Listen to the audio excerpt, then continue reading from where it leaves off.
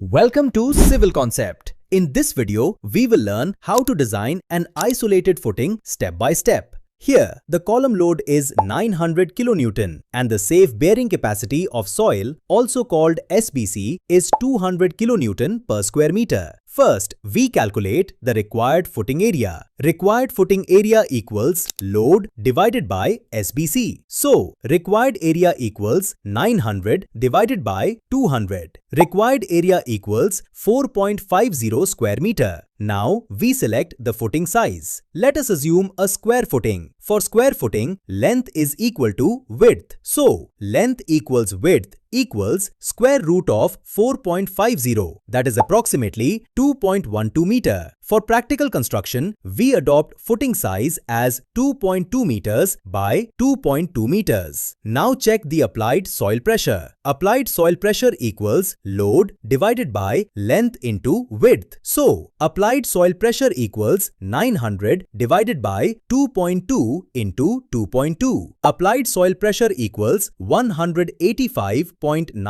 kN per square meter. Since 185.95 is less than the safe bearing capacity 200 kN per square meter, the selected footing size is safe in bearing pressure. Now let us move to depth calculation. Footing depth is mainly checked for bending moment, one-way shear and punching shear. Bending check is taken at the face of the column. One-way shear check is taken at a distance d from the face of the column. Punching shear check is taken around the column at a distance d by 2. After checking bending moment and shear conditions, provide overall depth of footing as 550 mm and set effective depth as 500 mm. This depth is adequate based on bending and shear safety checks. Now let us design the reinforcement. Provide bottom mesh reinforcement in both directions. Use 16 mm bars at 150 mm center to center spacing in both ways. The footing size is 2.2 meters by 2.2 meters and total depth is 0.55 meters. Now, final checks are required. Check bending safety, check shear safety and check bearing pressure safety. After completing all these checks, the footing design is safe. So, the final design is footing size equals 2.2 meters by 2.2 meters by 0.55 meters. Reinforcement equals 16 mm bars at 150 mm center to center spacing both ways at bottom. Remember, footing design depends on load, soil bearing capacity, concrete grade, steel grade, column size and code requirements. So, actual site design must always be checked by a qualified structural engineer. For more civil engineering knowledge and free civil calculators, visit www.civilconcept.com.